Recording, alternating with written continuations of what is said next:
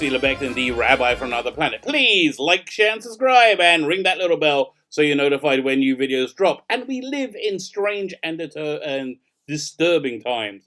We are in what I like to call the cinematic suck zone. Everything is going to suck. Everything is going to suck big time. We just had Terminator Dark Fate. We got every movie coming out seems awful, seems full of agenda, seems full of like this cloying bigotry that calls itself feminism. Oh my god, it's awful. Or wokeness, and nothing is safe. And anything that comes out in 2019 and 2020 will almost certainly be bad. Foremost amongst, and all for exactly the same stupid reason. Foremost amongst them is the next James Bond movie. Next James Bond movie. No Time to Die, I believe. Yeah, No Time to Die. So, now, I'm a James Bond fan. I've been a James Bond fan since I was a nipper. Since I can remember, and it's my earliest memories. Always loved James Bond movies. Been obsessed with them. I go like into detail with them. I watch the documentaries, on the DVDs. I got the Blu-ray. I really know James Bond. I'm not a James Bond literary fan, and I really should read the books. Now I think about it. Although, if you want to see my kind of bonkers take on James Bond, go to my website, Biblical Comics, with an X, BIBLICKCALCOMIX.com. There's a comic on there called The Imperium, which is essentially all my heroes from the 1960s in a fun little super group romp. So it's got James Bond, Patrick Troughton's Doctor Who, Emma Peel from the Avengers, the Black Slab from 2001, and a monkey in a spacesuit. All of them significantly changed, so not to disturb the copyright gods. Anyway, it's free online. Go ahead and read it. The artwork is gorgeous by a guy called Dominic Racho in the Philippines. Or you can, if you want to go crazy, buy a print copy. It's a fantastic bag. But this is not a sales a sales video. It's talking about James Bond. James Bond, No Time to Die, which is going to be.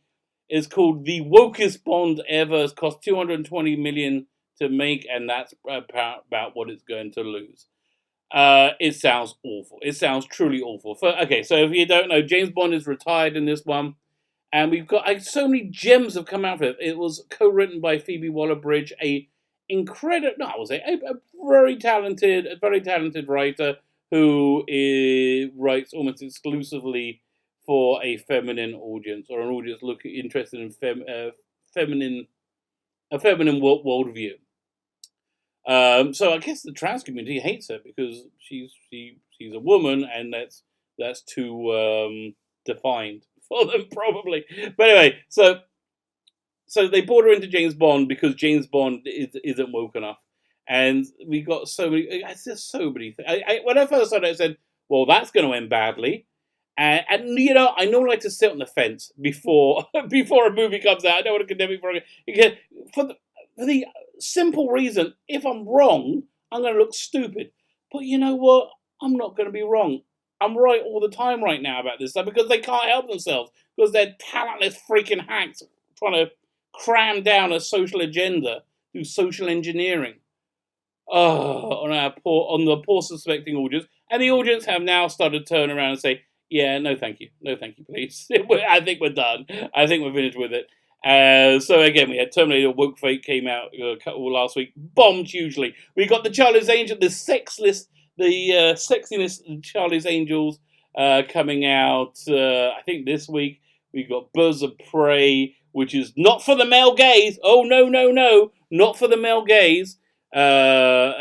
Next year, and then we have James Bond, No Time to Die. So James Bond is retired and he's living in Jamaica. He married the woman from the last James Bond movie, who he had zero chemistry with. Absolute zero chemistry. That last James Bond movie essentially had exactly the same plot as Austin Powers 3. And so he married this woman for no apparent. And you know what? Daniel Craig should have just walked away at that point. They should have really recast. He was so bored with the freaking role. He was just not into it at all. Okay, my choice of James Bond would be, what's his name? Tom Hiddleston, who he plays Loki in the Marvel movies, but you get more of a feel what he'll be like as Bond if you see the movie High Rise, which is really good. It's really weird. It's like a science fiction. It's a science fiction movie, but it was in a science fiction movie in the '70s, made in 2015. It's really weird, but he's very good in that. It was also pretty good in Kong Skull Island. So good I didn't even notice what's her name, Captain Marvel, Brie Larson, the most obnoxious woman in film, uh, in it. So he'll be my choice. But instead, they went on to do this awful Bond movie, awful sounding Bond movie, I should say. So he wakes up the day after they got married, and he says, "Good morning, Mrs. Bond," and she's like, "No, no, I'm not taking on your name. Too much male paper. I'm not making this up. This is real. This is what I just read in the paper. This is actually real." And the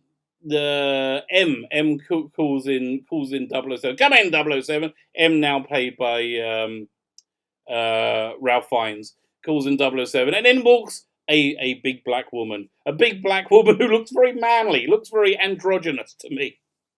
And so this is what this video sparked. It's all she's the new 007, although they may have had to change that now because there's so much but no, not fan backlash, so much human backlash on the internet when they announced it. And I thought actually kind of just a cute joke, but they apparently, though, this is the direction they want to go in. And so this article I read, they talked about bringing in more realistic women into it. So they talked about having a conversation about not knowing what a boyfriend's doing, and which, okay, fine, sort of, not really that glamorous. But then again, then talking about they're not happy about being on diet, their weight loss, having to go. And I'm like, doesn't sound very sexy to me. Doesn't sound very James Bond. And then they said, well, we're going to also deal with James Bond having her period and throwing away her tampon. And at this point, I'm like, what? Who is this for? Who wants to see? I drag my wife to see James Bond movies because I like to see him, and she's a wonderful, wonderful wife, and she'll go and see James Bond movies with me. Like she sees most movies with me. Also, she doesn't like me sitting in the cinema alone. She says it's creepy. I don't really understand, but you know what? I trust her. I trust her judgment. So I don't what? There's like 17 blue-haired weirdos on Twitter who are going to be really excited, and they probably won't even see it either. They're just going to be happy that people who do like it, people like me, are going to be like, "Why are you messing with this and ruining it again?" And you know what? You're going to have exactly the same freaking result, that it's going to tank. It's just going to do terribly. I hope it's not the end of James Bond. I hope they can bounce back from it. But this sounds like breathtakingly bad. What else did I hear about it? I can't remember. It's fried my brain with its insane stupidity. Oh yeah, that's the other thing. They said they're not going to make the girl. They're not allowed to say the word Bond girl on set. You should be proud to be a Bond girl, for crying out loud. And they're not going to be like brainless people who leap into bed with James Bond. That shows you don't know anything about James freaking Bond. They had strong women in every freaking movie. Pretty much every movie I can think of. Firstly, M, since '97 was played by a woman, and perhaps one of the best Daniel Craig Bond, one of the best James Bonds of all time, Skyfall, revolved around Bond's relationship with this strong woman, who essentially took on the role of his mother. Yeah, there is, and that was not in. She was essentially the Bond girl in that movie. There have been strong women in James Bond, going back to Diana Rigg in what's the George Lazenby one? Oh God, never say never again. Not Live and Let Die. That was the one after. No, that was two afterwards. Okay, this is going to really annoy me unless I remember it. It's not Casino Royale. I can hear the music. Telly Savalas played the villain in it, played Blofeld in it.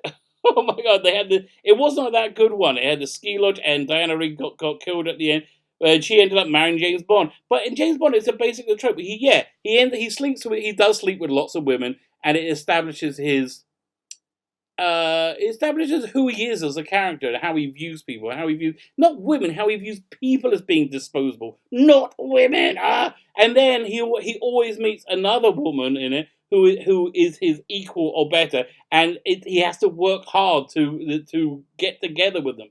You know, that's so many movies. That's pretty much the template for all James Bond movies.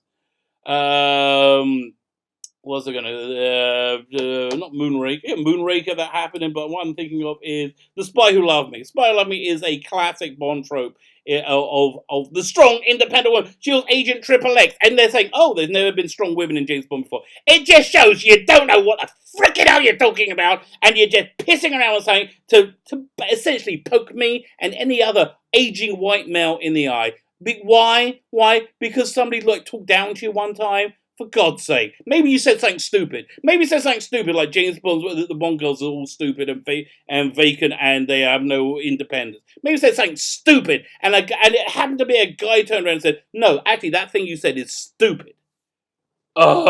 Speaking of stupid things, James Bond, No Time to Die, is going to be awful. Though that's my thoughts on the matter. And I really, really hope I'm wrong. But I know I'm not. It's going to be. It's in the suck zone. It's going to be in 2020. 2020 is going to be a rough year. My name's Felix Beck and the Rabbi from Another Planet. Please like, share, subscribe. Leave a comment. Let me know what you think. And never forget to ring the little bell. Up there, down there. Wherever it is to be notified when new videos drop.